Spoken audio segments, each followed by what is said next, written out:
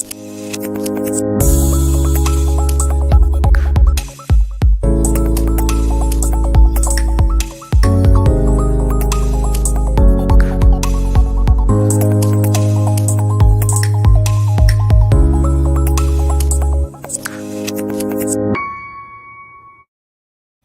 again, everybody. It is Thursday. Welcome to the Upside Down. This is just Parlays with Chris King. I'm your host, Scott Steehn, the lead handicapper at WHINERS and WHINERS.com. I was just noticing the intro, Chris, the 30 seconds where the stuff is floating. It looks like the shit floating in the Upside Down. You watch Stranger Things? You know what I'm talking about? Yeah, I know what you're talking about. It's like kind of big ashes just kind of floating around everywhere. That's what that opening reminded me of. So when you talked about the Upside Down, it just kind of reminded me of the Seinfeld episode where it was the Bizarro world where they all went you know what I'm talking about there? Yeah, absolutely. And the funny thing was, speaking of Seinfeld, Jason Alexander started for the Brewers yesterday. Unfortunately, Art Vandelay didn't come in out of the bullpen. I'm gonna need the Vandelay. And you want to be my relief pitcher? Jesus Christ! Oh man, how'd your day go yesterday, buddy? Well, I mean, we had a one-teamer. It almost never happens, but thank God for rainouts, right? The Yankees. That was my play of the day. A bunch of guys in my comment section had the Yankees as part of winning parlays. Most of them had the Astros and the Mets and the Yankees. So, I thought the Yankees would go out there and do well, but we didn't get to find out. So, but we'll find out today, unless they get re-rained out. I can officially say this now. I have this first game as a premium play with the Yankees. I continued to back Cortez, even though it was Ohtani going instead. I didn't care. And they're ahead 2-0 in the second. Yep. So far, so good. Elliott V gets extra credit. Give him an extra gold star today, Chris. He got here early. The Disco Inferno got here early. Burn, baby, burn. He's got Yankees money line game 2. Brewers money line is a dog, and the Avs -1.5. Golden State -3.5. Atlanta, Tampa Bay money line. There you go. Well, we'll be prepared because you'll hear from Reichel about how Matt Carpenter homered again. He's now got 2. He used to room with Satchel Paige. And speaking of Paige, look at this segue. It's Ryan Page, everybody. He's checking in AC at the Caesars Sportsbook, watching that Yankees game. How about that, man? How about that for a plug for Caesars? Michael Dost in the hizzy. Super Sly is here. Erlo Gaston. Who y'all like in the MLB? Man, I bet we get to that, Chris. I bet you give a bunch of options for the MLB. Allegedly. I'll give you one right now, and it's easy to say. Like I said, I do have the premium on the Yankees behind Cortez, and that's who I like so far. So, and of course they'll play later, and that means we get to see Reed Detmers, who we didn't get to see yesterday. Yeah, that's who I really, really wanted to fade, and I might have to do it again, even with Tyone. We'll just talent's not been bad though. What's that? Talent hasn't been bad for the Yankees. Tyone. Is that how it's pronounced? It is. Well, we'll just call him Biff. That's why I love Baseball Reference, because it gives guys like me that just kind of muddle their way through shit. It tells you how to pronounce them, so it's pretty damn handy. Although not all of them do it. I probably had to go at some point to YouTube and see Tyone, because I originally, my first season, called him Talon, and that is not correct. So we'll just call him that other guy that came over from Pittsburgh. Good point. So yes, Erlo, we will talk about MLB here in just a second. Michael Dost wants to know the thoughts on the Rangers maybe taking the series last night, beating the Avs. Well, you mean beating the Lightning? I mean beating the Lightning. Sorry, I got Avs on the brain with tonight's game. No, I could certainly see it. You catch fire at the right time, and anything is possible. They looked really good last night. Of course, they haven't played bad at home anyway. So, and let's not overlook the fact that there was a rust factor involved too, because Tampa Bay hadn't played in about a month. It's always comes down this time of year. It always comes down to the question whether it's rust or rest. Which is it? Did it serve you well, being able to heal, being able to take a few days off, or do you get rusty, getting out of the rhythm, getting out of the groove? I think it's different for each team, man. What do you think? I think in the case of Tampa Bay, I think after with all the momentum they had, I think it got stunted because they didn't play for almost a week and a half. Yeah. So they were just flat. And Yeah. you can't come out flat against a team that had their backs to the wall and had to win games 6 and 7 in order to get here. And the Rangers, they rode that desperation, and they took advantage of a Tampa Bay team that took too long to find their legs. Now, can we draw some comparisons to this game tonight? You've got a Boston team that came off a tough Game 7 series with Miami versus a Golden State team that, at the end of the day, only took 5 games to get rid of Dallas. Do we have a similar setup here tonight, or are you riding the Warriors? I'm going to stick to Golden State just because they play so well at home. And on a plus side, this is a case where rest actually benefited Golden State because they say Otto Porter could be back tonight. Iguodala could play. Gary Payton is trending towards dressing and being in the lineup. You can't take away what Iguodala did in the finals a couple of years ago and what Gary Payton has done before he got hurt in the playoffs. Yep, very good. Rye Cape, our NASCAR buddy, checking in, says the Rangers, baby. Yeah, Rangers definitely took care of business there against Tampa Bay. Were you surprised they had that much success against Vasilevsky? I am, but again, that could just come back to the fact that they had too much time off. Mm-hmm.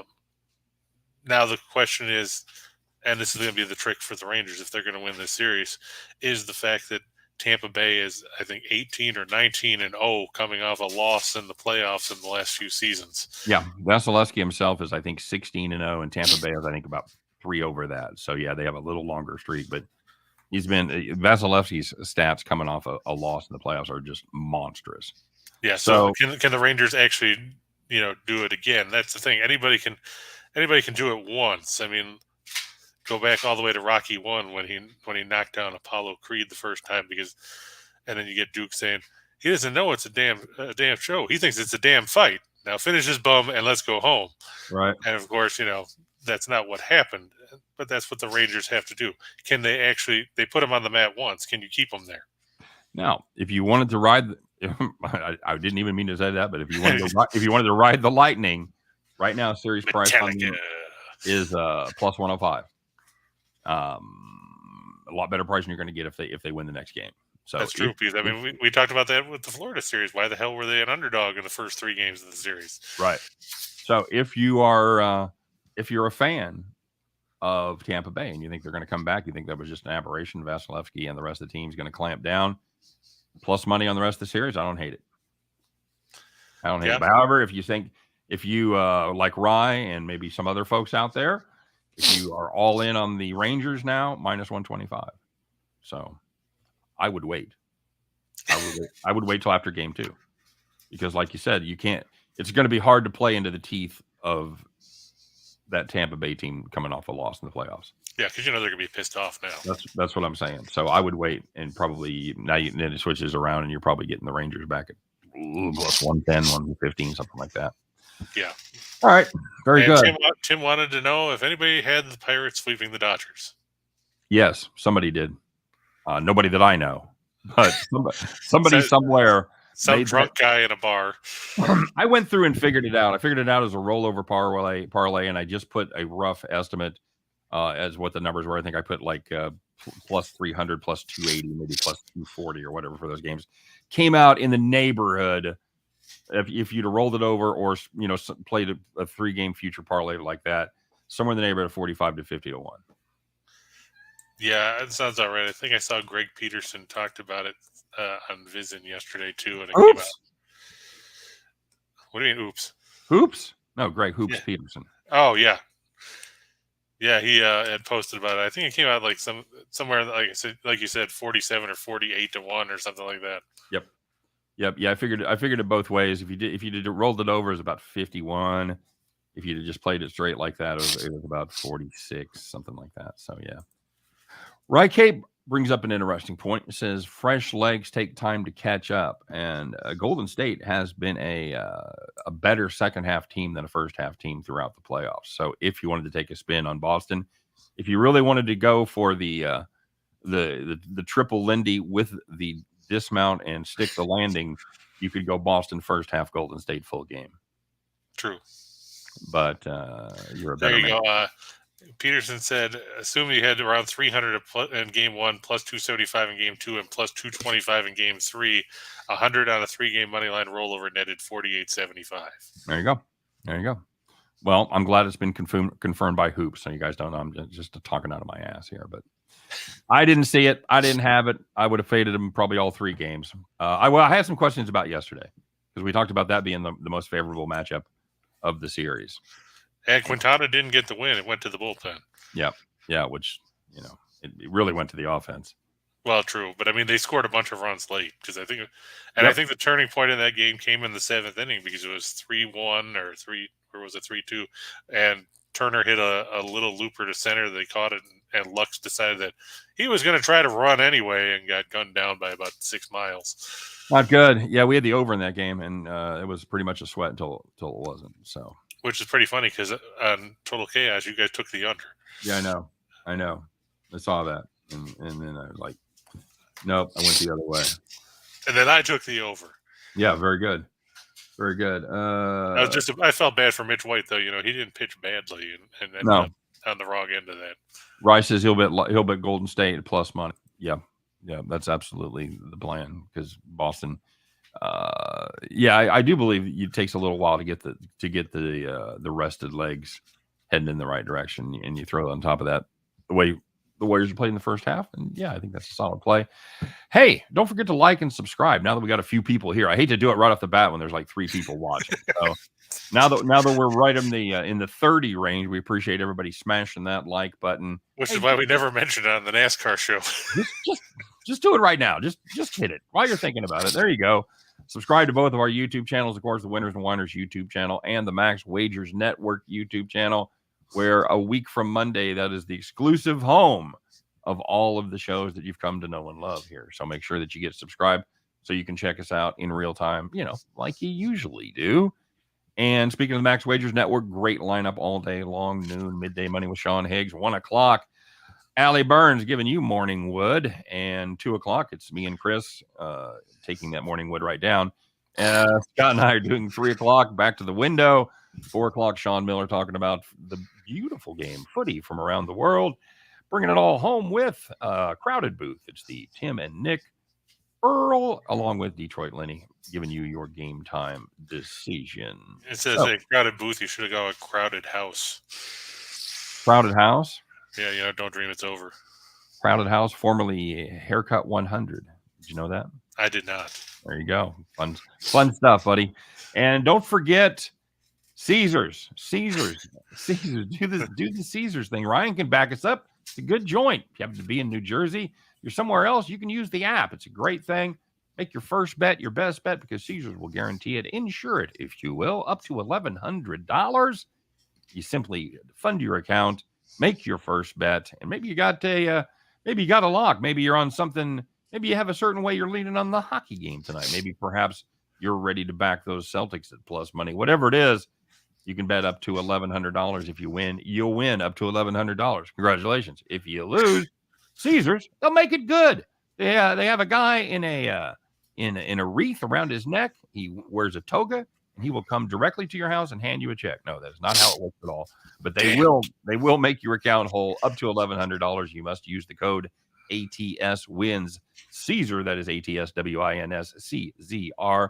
Of course, if you have a memory like a hamster like I do, we have been kind enough to provide that link in the show description, along with the link to the actual website that'll get you going. Of course, it must be available in your state, must be 21 to play, except for the great states of New Hampshire and Wyoming, where you have to be simply, I believe, 5. Yeah, at least 2'6". They get him going. If you're old enough for mutton busting out there in Wyoming, then you're old enough to the sports bet. Now, do you think Mattress Mac has just opened up alternative accounts so he could use this offer? Yeah, but he's not very clever. I think one of them he's Mattress Mike. So I think people are able to see right through it. But that's too bad. But nobody ever accused him of being, a Rhodes Scholar. Tim Earl, I know Tim. By the way, hello Tim. I know Tim is a big ECU fan. It's his favorite team is the Pirates, and they've made the tournament this year, the NCAA Baseball Regionals. They are minus 10,000 against Coppin State. I'm assuming that's not the one game. They're probably minus 10,000 to win the regional. Or if it could just be the one game against Coppin State. I don't think so. I don't think somebody's 100-1 to win a baseball game. Because they'll be like, wow, hey, look, Coppin State really sucks. How'd they get here? And if it is, I don't believe it's. I don't know. They'll be like, hey, Coppin State has 6 wins in baseball, but they won the Prairie View A&M tournament there. Michael Doe says he'd rather have Belushi in the toga. When that scene where he's walking down the steps and he's that dude is saying, "I gave my," and he picks up that fucking guitar and just smashes it against the wall. It gets me every time. I've seen it 100 times, and I will still laugh my ass off every time I see that. That is just. And then the shrug of the shoulders as he hands him back the neck with all the string sticking off of it. It's beautiful. Well, there you go, Scott. Coppin State was 24-28 this season. They were the number 2 seed in the MEAC conference and beat Delaware State twice to advance to the regional for the first time in program history. So they could be minus 10,000. Tim Swinner said, no, just that one game. Well, East Carolina is number 8 in the country, so I know they're having a great season. They're plus 170 to win the regional. So is Tim? Is it actually their regional? Yeah, it's in Greenville. Okay, all right, there you go. Well, let's make some money, buddy. You ready? I think we've plugged everything. We haven't plugged your premium picks, so make sure you check out Chris's premium plays if you want to. If you want to ride the roller coaster to some incredible highs, and then have some days where you're like, I missed all my parlays. Yeah, that's parlays. That's what fucking happens. But you just stick with it. You're going to make money. I guarantee, Chris. I don't know if you put together your profit since you've been doing this, but I would guess it is substantial. Roughly in the neighborhood of $72 bazillion. There you go. So make sure you check out Chris's premium plays. If you want a little more, steady Eddie, the old guy that's just going to give you 2 or 3 of his best picks every day. Sometimes we even throw out 4. Wait, not yelling at clouds. I too have my premium picks available as well. So, Chris, let's get to it. Well, first, Scott, before we get to it, let's just point out that Marion Barber III passed away yesterday at 38. The former Cowboys and Bears running back, and apparently Ryan Fitzpatrick decided he's going to retire. Okay, 2 things that are weird to tie in together, but all right. Condolences, heartfelt to Marion Barber. 37, he was. It said 38, but 38. Yeah, I think his birthday was recently though. So, and Fitzmagic is 39 as he retires. Is he only 39? Really? Yeah, it just seems like he's as old as George Blanda when he was still playing. We used to go when I was a kid. We had season tickets, and before halftime, we would go over where the opposing players ran, and we would stand there and yell at them as they ran back to the. Jack Tatum flipped us off one time. Well, be glad that's all he did was flip you off. What made me think of that though was the fact that George Blanda ran by and he had gray hair, and I thought that was the freakiest fucking thing I'd ever seen on a football. Like, oh my god, the guy's got gray. My dad doesn't even have gray hair. Holy crap! I mean, Blanda played until he was 49. 48, 49, right in there. Absolutely. No more Fitzmagic. Nope. Tim says he's going to be at the game. So good. I'd be as big of a college baseball fan as he is, and as big of an ECU's fan, and they're in his hometown. I would be disappointed if he wasn't at the game. Agreed. All right. So let's make some money, man. All right. Let's start off on the diamond. And look, it's the Yankees and the Angels in game 2. Scott already told you about game 1, which we couldn't have put up because it started before we got on the show. We could be unscrupulous. Yeah, we had it all the way. I mean, I thought that Cortez was going to pitch well. I was a little like you. I was a little worried about Ohtani, but now here we've got Reed Detmers, who has a no hitter. Other than that, he's been hit all over the place. It's been awful. He's been dreadful against Jameson.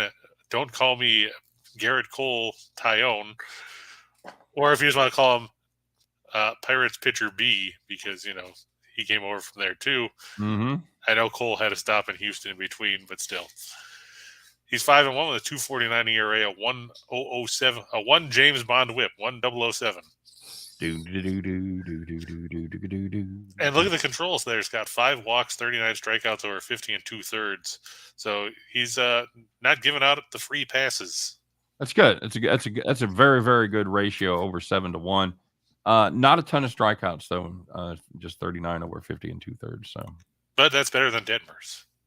Yeah, true. I don't know. It was me and you. I got to tell you, the shows run together. Who I talk about with what, but we talked about Detmers in that no hitter. He had just 2 strikeouts, which is Yeah. kind of unusual. Just one walk, 2 strikeouts. Just kind of weird. Marla says the second Yankee game is highly likely to be rained out. Well, maybe the winds will blow the other way. Damn it. Because damn it, we want to see Detmers get lit up. Yeah, we really do. All right, so Yankees playing well. They're good at home. This stat that you've put up there really indicates how well they're playing, because a lot of teams beat up on the teams they're supposed to play, but the Yankees are beating up on teams that they're supposed to play in the playoffs, because they are 11-3 last 14 against teams with a winning record. That's outstanding. They've been good against good pitchers. Those two things kind of go together there a little bit in a lot of cases. I don't know if you can count Detmers as a good pitcher, because like we said, his whip is only that low because of that no hitter. Right. Very true. Angels do not play well against good teams, or at least haven't lately, right? Yeah, 0-6 in their last 6 against teams with winning record, and they seem to be heading towards going 0-7 because the Yankees have now opened up I think it's a 3-0 lead, because I saw Ryan said Aaron Judge homered. Let's go. To join, go Yankees. To join Matt Carpenter and Gleyber Torres in the leaving the yard portion of the show. So Ohtani's given up 6 hits, 3 of them are homers in the first 3 innings. He's already thrown 64 pitches. Cortez has thrown 58. 58 through 3? 3. Yeah. He's walked 2, given up 3 hits, struck out 4. That's all right. If you give me a battle of the bullpens and spot me 3 runs, I'm okay with that. Yeah, I can see that, especially with the way the Angels found ways to give up a ton of runs with their bullpen lately. Yep. So it's kind of an unusual thing that we can talk about this game that you're previewing, and then we can talk about the one that's going on in real time and kind of compare and show you that a lot of these trends are still continuing. Right. Very good, sir. So we're -145, Yankees home team. Make you a little more skeptical about laying the wood there, or no? Well, I mean, look what they've done in the first 3 days against Ohtani. You think they can't light up Detmers and take a big lead? I do know that all 4 of Detmer's losses have come by at least 3 runs, and 3 of them have come by 5 or more. So just one game was within 3. So if you wanted to take a spin and fade Detmers on the run line, even though the Yankees are at home, not a bad time to do it. Although, according to boots on the ground and the weather people in the comment section, this is likely to be 5 minutes of our time we have completely wasted, as this game sounds like it may not be played. So maybe they'll just move the game up, and just instead of waiting until 7:05, maybe they'll just play it after the first one's over. I don't think they can, man. You've got people that are getting off work, and who cares? Those people are there now anyway. Remember when you used to be able to get 2 games for the price of 1? Oh, good times. Yeah, I know. I hate these split doubleheaders. Oh, agree. What do we got next? All right, next we've got the Toronto Blue Jays and the Chicago White Sox, a game that'll be starting here in about 45 minutes at Rogers Center. Pay no attention to the record. I forgot to switch the White Sox mark out. They're below 500. The Blue Jays are above 500. That's what happens when I try to use the slide and just keep stuff in format. Johnny Cueto, 0-1, a 2.41 ERA, a 1.286 whip, 7 walks, 14 strikeouts, and 18 2/3. As the White Sox latest reclamation project, of course, Dallas Keuchel. I know Tim is disappointed that he cleared waivers and is now a free agent. No truth to the rumor that Steve Cohen is going to back up the Brinks truck to sign him, so they have a pitcher for the Mets. It's Alek Manoah. Scott, 5-1, a 1.77 ERA, a Porsche 911 whip, 9 walks and 52 strikeouts over 56 innings of work. We've seen the Blue Jays take the first 2 in this series. They've won 7 in a row now going into today. The White Sox don't score any runs. I mean, that's been their biggest issue. They don't have Tim Anderson in the lineup. They don't have Eloy Jimenez in the lineup. You're running out of options. Yeah. That's is Robert everything you thought he would be? Not really. I know that people had high expectations for him. He's had problems staying healthy too. Yeah, that's what he's been in and out of the lineup. He did crank a pretty good home run against the Royals a couple weeks ago, though, so I'll give him that. But who doesn't? That's unfortunately that's true. That was the worst thing about today, is I didn't have the Royals to fade. Yeah, Because they're in the early game, are they? Or are they off today? They're off today. Okay. Oh, that's right. They had the early game yesterday with Pilkington. It wasn't scheduled, but MLB called them and told, just stop playing for a day. I just take the day off. It's like when you kind of have a meltdown at work, and your boss is like, "Why don't you just fucking go home for the day?" That's the way the Royals are playing right now. Look, you can't hit, you can't field, you can't pitch. Just relax. You guys go to the park or something. Reminds me of what John McKay used to say about the Buccaneers when they were an expansion team. We couldn't do anything on offense, but on the flip side, we couldn't stop them either. So some of the great quotes of all time from McKay, no question about it. Yeah, no faith in Johnny Cueto. He just lost to the Cubs. You're dead to me, Cueto. You lost to the Cubs. I don't love the price here, but I've made the mistake the first couple months of the season. I've really had to check myself as treating the Chicago White Sox as a good baseball team. This is the problem. Because right now they are not. They are an average team at best right now. So, and even that might be generous. I'm okay here. Toronto playing very good baseball. I'm probably going to be interested in the run line in this. I don't think I'm going to lay 185. That's a little outside of my price range, but you're catching 90 cents of value on the run line. So I think that's pretty reasonable. Blue Jays on the road? No, Blue Jays are at home. That's what I was afraid of. I saw that price on that. Yeah, I got to be the home team on that. I like this. Tony La Russa said Tuesday he hopes Tim Anderson will return from the 10-day injured list in 3 weeks. Okay, good quote. I don't hate a first 5 here play either. First 5 run line, lay a half. Yeah. I'm okay with that as well. The nice thing about playing first 5 run lines with the home team is they don't have to stop scoring. You know what I'm saying? I mean, if you hit if you have the bases loaded and you hit a double, you get more than one run. True. As in the bottom of the 9th, you would just get the one run and the game would be over. That's the problem playing the run line, obviously. Right. Captain Obvious reporting for duty. Got to feel bad for the A's yesterday. They took a 3-1 lead to the 9th against Houston, and the ever popular bases loaded walk came into play again as they walked Bregman with the bases loaded to force a run for the second straight day, and then they proceeded to give up a 3-run double on an 0-2 count and ended up losing 5-4. Not good, Bob. Not good at all. Hey, what else we got? Now we got hockey. Hacky. Hey, look, it's the battle of teams that don't know how to stop a beach ball. We talked about it yesterday, about 7.5. And it's actually 7.5 at a couple of books. Lo and behold, 7.5 jumped up. So that's less money, no less. One of those situations where I'm not sure or not if I want to play the over, but I damn sure don't want to play the under.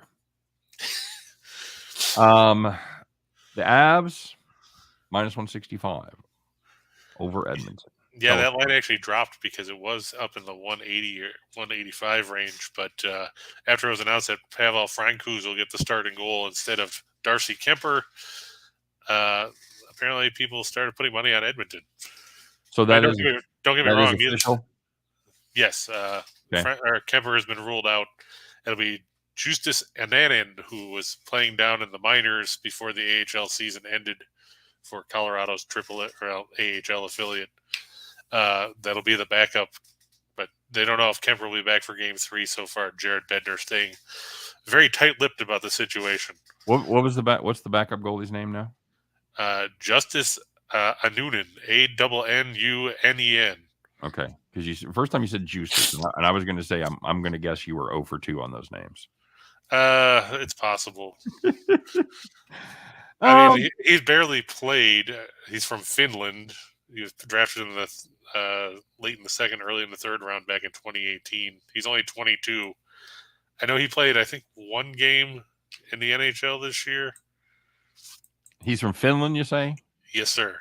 So we're not. Well, he played in 2 games. He's 1-0-1 with a .434 goals against and an .863 save percentage in the NHL. So he's going to start strong, but being from Finland, you have to worry about the way that he's going to what? Finish. That's right. Well, if he gets in the game, all might be lost by that point anyway if Francouz can't do the job. Your bets are probably finished if that happens. Your Avalanche bets are finished. Okay, buddy, minus 165. Tell me why the Avs win this one. Well, they're at home. Mike Smith, looked 40 the other day. He probably looked older than 40. He looked remarkably Mike Smith-like, didn't he? Yeah, I mean, and I don't know if you noticed, but Colorado kept targeting him on the glove side.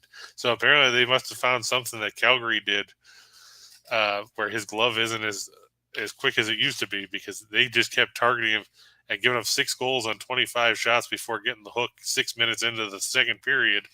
Reminded you a lot of game 1 against the Flames, didn't it? It really did. It's hard not to draw parallels between those two games. So, and I mean, this is a speculation. They haven't necessarily confirmed it's going to be Smith. You could see Mikko Koskinen. Hell, you could see Bill Ranford, Grant Fuhr. Insert any other previous Edmonton goaltender and pray that he's better than what you've seen. Now a couple of them are probably younger than Smith anyway. So, not good, my friend. That's it's you look at the Colorado goaltending situation. First of all, how big of a drop off is that really with the way Kemper's been playing? True. And Francouz was good in the regular season. Right. He was, let's see, find the stat sheet here. Because we talked about that the other day.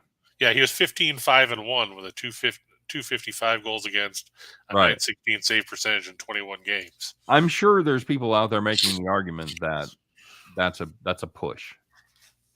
Perhaps even a little better than that to the positive side for Francouz. We'll see how that goes. Are you going to get involved with the total? I've got it down in the shot in the dark area. Yeah. Fair enough. All right. Avalanche play very good at home. They play very good as a home favorite, which is what they are almost all of the time. They're 56-13. Last 69 is a home favorite, and they rally well, Chris, after giving up a shit ton of goals. 8-2 last 10 after allowing 5 goals or more in their previous. And if you look at it, they're also 12-2 when their opponent scores at least 5. So tighten up that defense, man. Gotta tighten up that defense. And Edmonton doesn't like going to Colorado. Of course, we said Edmonton didn't like going to Calgary either, but they still won a game there. Right. And Sly threw out Andy Moog as another ex-Edmonton goaltender. Oh, very good. That's he fits right in with the show. Because he fits right in with Mike Smith. They're about the same age. Oh, all right. So you like the Avs here minus the 165. They covered the puck line the other night, but it took an empty netter at the end to do it. Hey, that's the great equalizer, though. We talked about that, and we talked about some comparisons. Reichel compared it to scramble time at the end of a basketball game when they're that's accurate, fouling everybody as well. So when those totals go in the trash heap, and those underdog bets go in the trash heap a lot of the times, and that's what happened the other night. All of the over was a distant memory. It went over early in the second. You were hoping it was going to go over twice. Yeah, double up on the over. Avalanche minus 165. Good to throw in with the parlay. I don't hate the puck line here. I've preached Colorado doesn't cover, and then all they've done is go out and cover. So fuck them. I'm on board. I'm drinking the Kool-Aid. I'm drinking the Avs Kool-Aid. Give me the puck line here at plus 135. That's a good price. And or maybe reg. With a NASCAR update, Rye Cape said Kyle Busch's tire changer broke his fingers. How did he, like on a practice, I guess? Huh. That'd be interesting. Was he trying to cheat? Was he trying to cheat at blackjack? You never know. Michael asked if the jack fell on him. Sounds like something, or the tire. The tire jack or something, or maybe he owes Vinny the leg breaker some money. I don't know, man. That's what I'm saying. I mean, they might have backed room to him at the El Cortez in Vegas. All right, yeah, okay. So you're on the. Hey, you know what we got now. Well, I want to know if you want to lay the puck line here. Oh, I think so. I mean, like you said, even if it's a 1-goal game late, you get the old empty netter, and it makes it all pans out. Light the lamp, baby. Hey, we've been bitching for a week about no NBA. Got any NBA? Got any more of that No, NBA? no, it was canceled due to lack of interest. Nobody wants to watch the finals. They'd rather go back and watch the first round. I don't watch the hockey game. Anyway. Yeah, I'm going to take Golden State. -3.5 over Boston. Teams split their 2 regular season matchups, each one on the road. Boston, middle of the road in playoffs and offense. They've been relying on defense. Meanwhile, Golden State leads the league in postseason scoring offense. And they'll face, like we said, that tough Boston defense.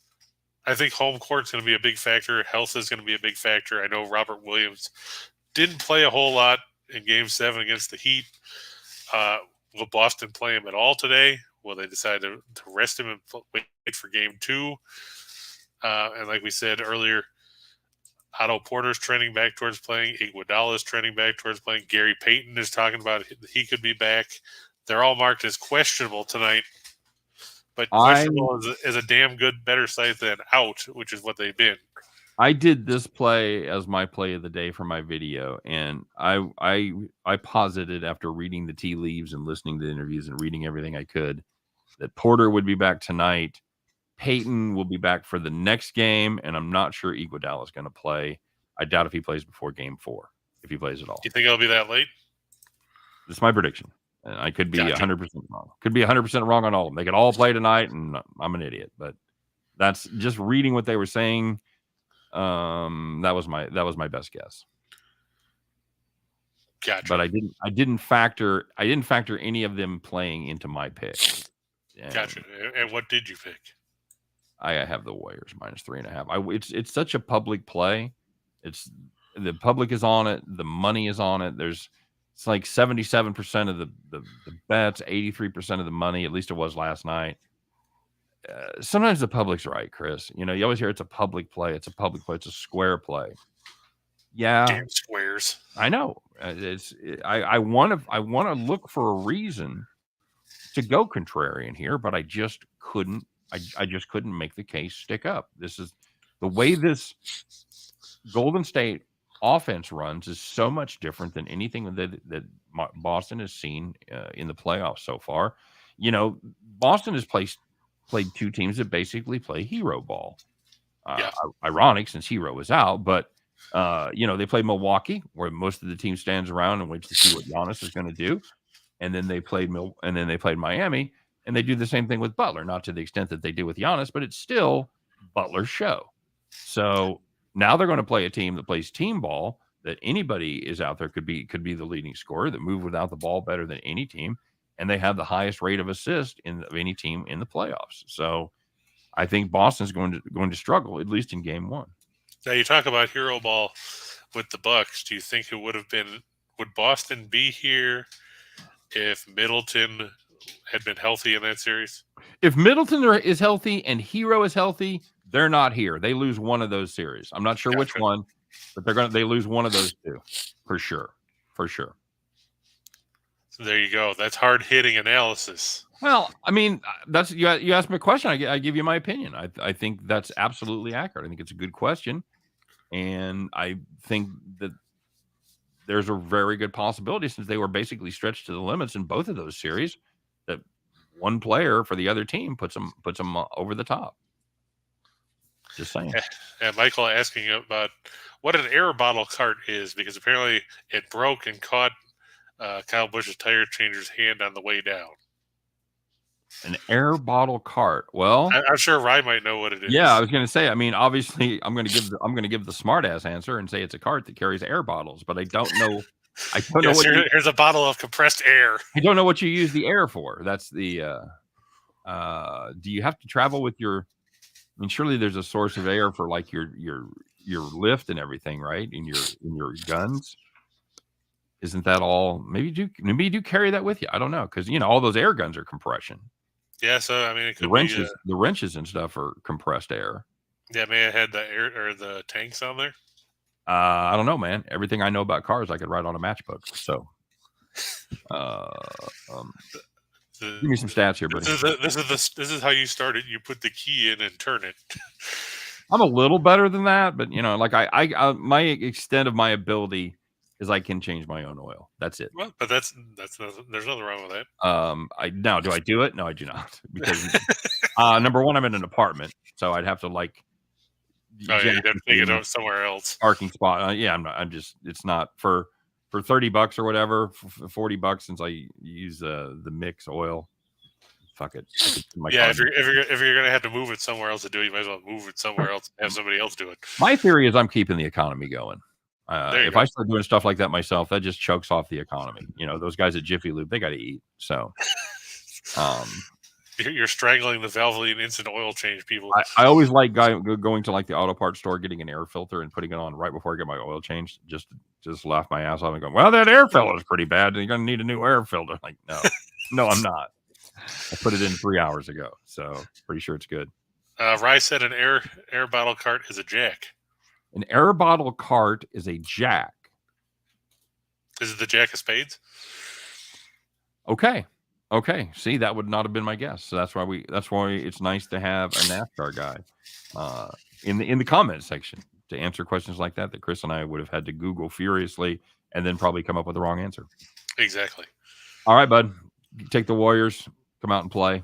You worried about the number at all? You worried about 3.5? No, I think that it'll probably be a 5 or 6 point game.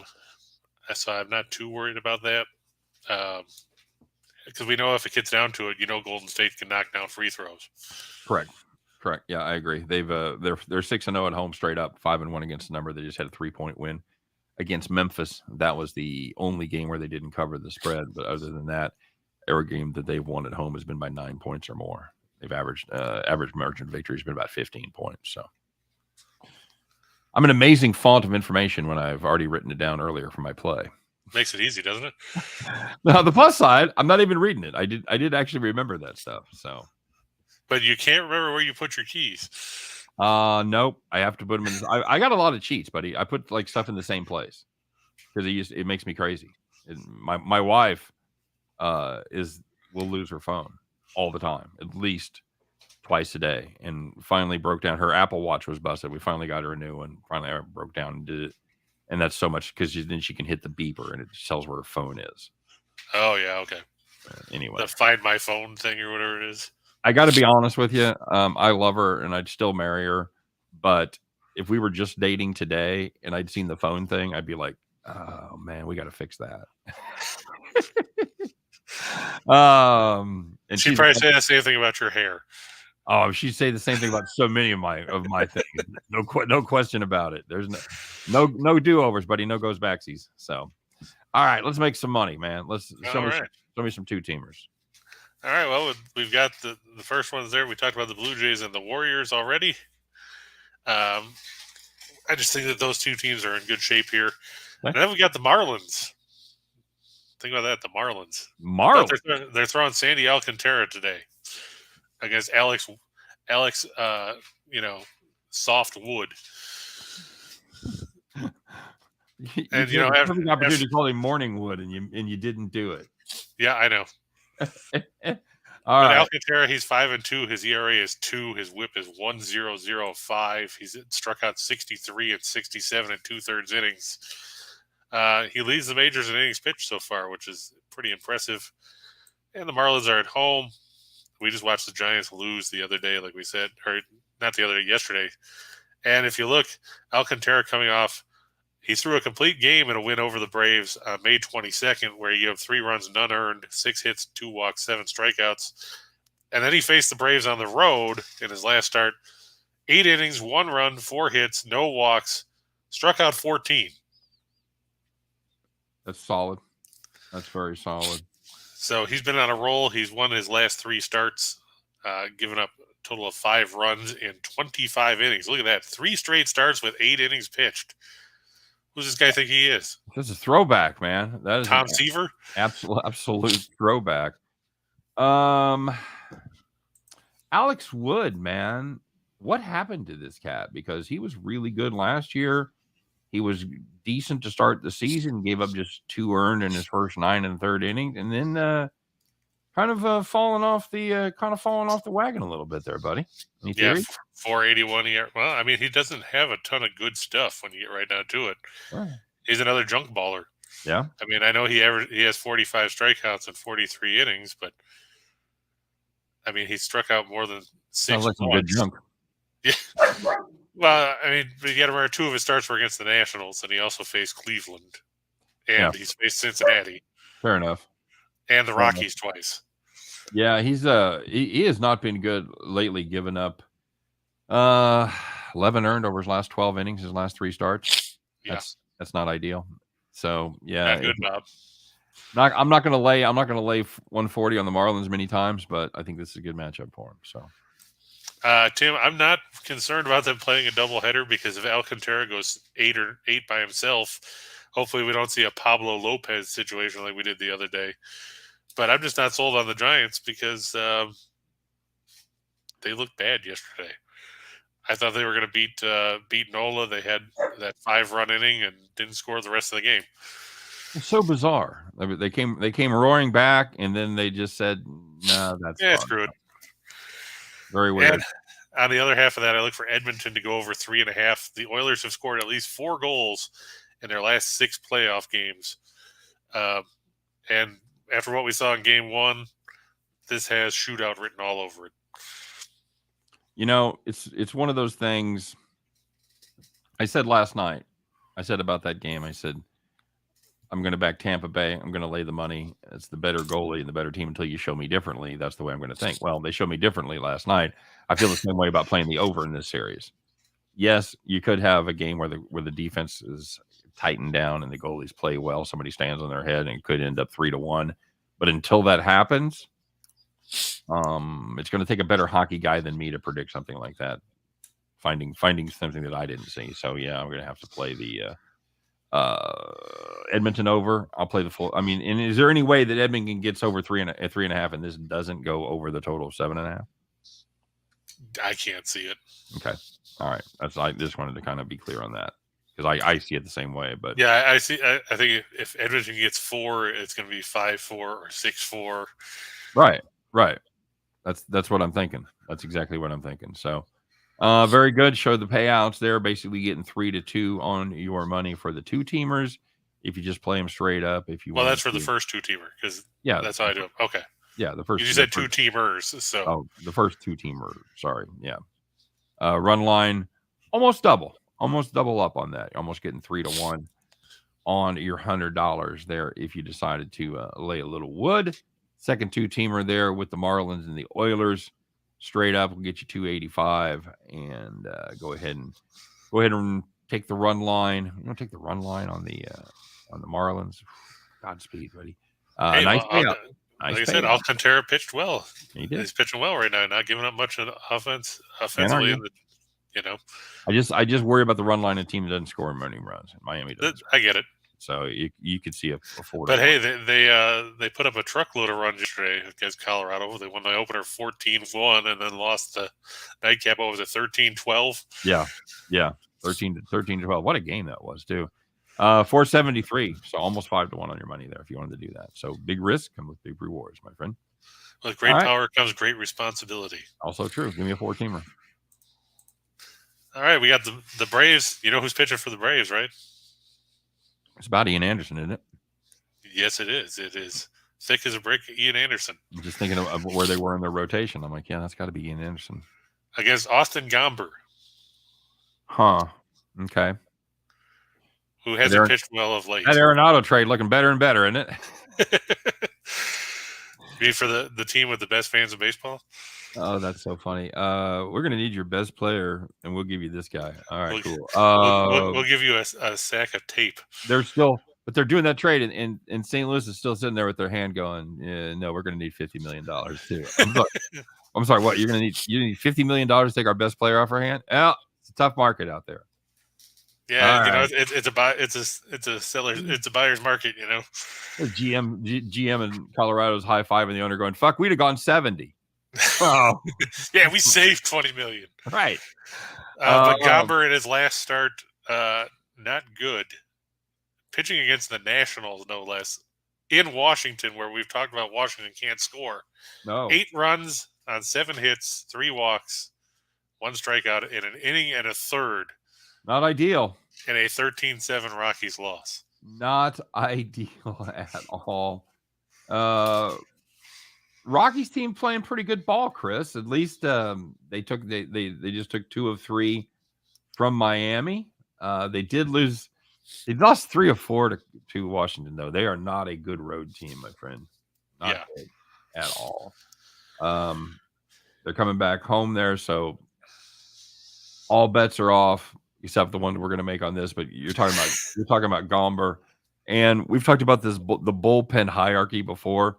That a lot of times you'll see a guy that's not a great starting pitcher, and those games end up giving a shit ton of runs because they put the second tier bullpen guys in, and that's exactly what's happened to Gomber. As 3 of his last 4 starts, the Rockies have given up 8 or more. So, including the 13 previously mentioned by the co-host right there, his last start. So, what's sad is Gomber's game score for that start against the Nationals, 6. Jesus, that's as bad as you'll ever see. His previous low was 27, and that came back in his second start of the year. But yeah, Hoo-ah. 6. Hoo-ah. 3 swinging. He had 3 swinging strikes compared to 7 looking strikes. Not good, Bob. Not good at all. So they must have been bored stiff because the count was 3-0 and just looked at a couple. Yeah, I got nothing else to do. Go ahead. Anderson hasn't been fantastic his last couple of starts, my friend. He's given up 4 earned each time.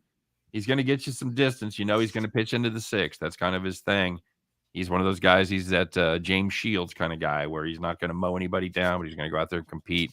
Going to keep you in games. And really, if you can go to Colorado and stay in games, that's really the idea, because at any point your offense could erupt against either the terrible Colorado starting pitching or the terrible Colorado bullpen. So, yeah, and before those last 2 starts, he had strung together 6 straight starts where he hadn't given up more than 3. So maybe this will be a chance for him to right the ship. Yeah, go to Colorado. That's a good place for your pitching to get well. Good theory. Well, no, you're facing the Rockies, so it's a decent price. You're laying the wood there, but it's really, for me, it's a vote of no confidence in Austin Gomber. Yeah. Okay. I look for the White Sox and Blue Jays to stay under the number. They've stayed under in 8 of Manoah's last 9 starts. The White Sox have stayed under the total to the tune of 10-2-1 in their last 13 on the road against a right-handed starter. Very good. Not expecting much offense there from them with their patchwork lineup. That could easily be a 6-2 win for the Jays. No question. All right. We talked about the Yankees game 2. As long as they play that game, which they better, because we're tired of talking about Reed Detmers. Yankees averaging one run an inning so far in the game. I like it. What is it? Is it 4-0? 5-0? It's 4-0. Is it 4? Is Ohtani still out there? I don't know. I'm just keeping up through the grid. And look at that. How often would you see the Marlins and the Reds in the same show as a pick, as opposed to the team that are going to get beat up on? I know who's going to be on the Odds Makers We're Drunk segment tomorrow. Chris King, everybody. Reds and Marlins. Get down right now. Well, do you know who's pitching for Washington? Steven Strasburg. Joan Adon. Oh, no. Joan Adon. No. Just no. Also known as Agon, because he might as well be 1-8 with a 6.08 ERA. He leads the majors with 29 walks. He also leads the majors with 6 wild pitches. A 1.669 whip, 50 hits allowed in 47 1/3, plus all those walks. You can't even say he's had bad luck. His FIP is 5.13.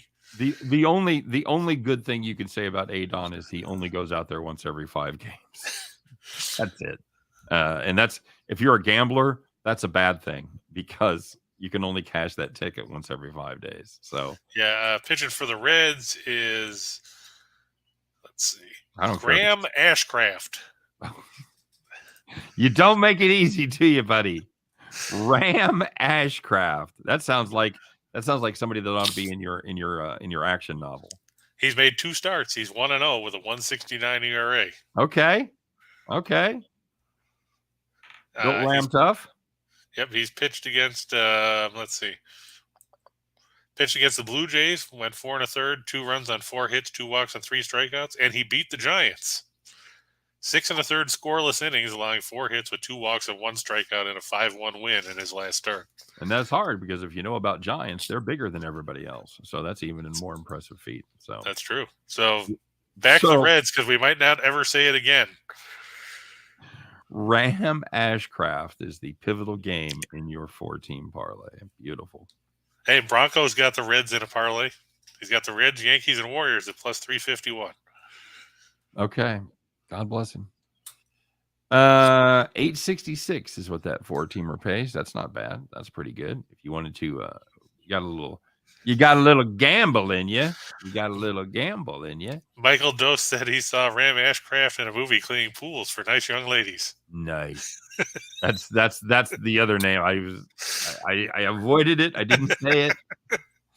I should have known. We have a comment section that is full of sharp, funny people. I should have known it wasn't going to get by. I should have gone ahead and done it. But Ram Ashcraft, man, run line 22-1. That's good money. It's good money right there. Yep, and now we'll zip through the 10. Okay. White Sox, I'm looking to score under 3.5. They only average 3.6 anyway, so this isn't that much of a stretch. I usually like my trends to show that the bet actually hits more often. No, that's what I mean. They only average 3.6 runs a game all season. Right. So they're facing Manoah, who's got an ERA under 2. Okay. All right. I'm going to take the Mariners, even though Robbie Ray was terrible yesterday. They're going back to Chris Flexen today against, is it Jordan Lyles? God, I hope so. I think it is. I think it is. Versus Lyles. Oh, my God. It's basically even money there. Flexen beat Verlander. He should be able to beat Jordan Lyles. Okay. Ian Anderson over 3.5 strikeouts. It's the Rockies. You know what I'm going to say about the first 2 games? I really don't mind if I sit those 2 out. Okay. Speaking of seconds of break, Ian Anderson over 3.5 strikeouts. Yeah, I'm okay with that. Plus money. Yeah, Manoah at over 5.5. He's averaging better than almost 7 to start. I'm going to look for the Celtics and Warriors to stay under 214. I just don't know. It's going to be a feeling out process, like you said. Both these teams are going to have to adjust. I don't think you're going to see a truckload of points. By that token, I think Klay Thompson's going to go over 20.5 because they're going to try and key on Curry and shut him down. And we've seen Boston do a good job on opposing point guards. They made life difficult for the one-legged Kyle Lowry, and they made it tough on Jrue Holiday in the series with the Bucks. So I think Curry's going to end up under 27.5. Okay. There's the puck line we talked about, Edmonton, Colorado. You can get it at 7 if you want, but you're paying minus 135 or minus 140 if you're taking the over. So, I mean, that's a lot of juice to pay for a potential push, wouldn't you say?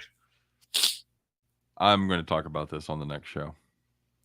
Well, that's just great. Way to deprive the people that aren't going to tune in because they don't want to see Reichel, and they can't put a piece of paper over that side of the screen because then they can't see the chat. Can their Steehn love overcome their Reichel hate? That's really the question. Yes, we will talk about that more on the next. I'm going to look for the Avs to win in regulation, and McKinnon to have at least 2 points. Fair enough. Kind of a light payout day, Chris. Only $84,000 on $100. Oh. Yeah, that's because we didn't have any massive. We took all the big underdogs in the other part. Yep. And there were no good games to talk about. I saw Silva asked, "What do you think about the Mets and Dodgers?" As the future of the franchise, is the game today you're talking about? The game with Walker and is it Walker and Gonsolin? It is Walker and Gonsolin. Yes, it is. 8.5 may be a little strong. That is a night game there in LA. I always look for the under there. Of course, it didn't come in last night. We had the over and it cashed. But I think with this pitching matchup, I don't hate a first 5 under. If you can find 4.5 at a decent price, I think that's a solid play. Both of these pitchers have been really good, and they've been really good lately. So I think you're going to get a pitcher's duel. Is there a problem in Dodger land, Chris? They haven't scored a ton of runs. They've just scored 18 runs over their last 5. That's 3.6 per game. Offense is off a little bit. The pitching hasn't been horrible, but it hasn't been good in the right places. Is there a problem? I think it was complacency. I think they said, "Oh, we just beat up the Diamondbacks. Now we're going to play another bottom feeder in Pittsburgh, so we don't need to show up." Well, yeah, that was. I guarantee you, there were some people in LA dancing about that stretch with Washington, Arizona, and Pittsburgh. Thought they were going to clean house. Yeah, go 10-0 or whatever. All right, there you go. Hey, we got to get out of here, man. I got to roll down to the other studio. As always, we thank everybody for joining us here today. One more time, don't forget to like and subscribe. And stay tuned. Right around the corner, Scott and I will be doing Back to the Window. But until then, if you can't make that show, we want you to come back tomorrow and check us out here as we do it every day, 2 p.m. Eastern, 1 p.m. Central. As Chris and I will talk about, well, frankly, a lot of stuff. But we try to concentrate on just parlays. That's right. We'll see you guys.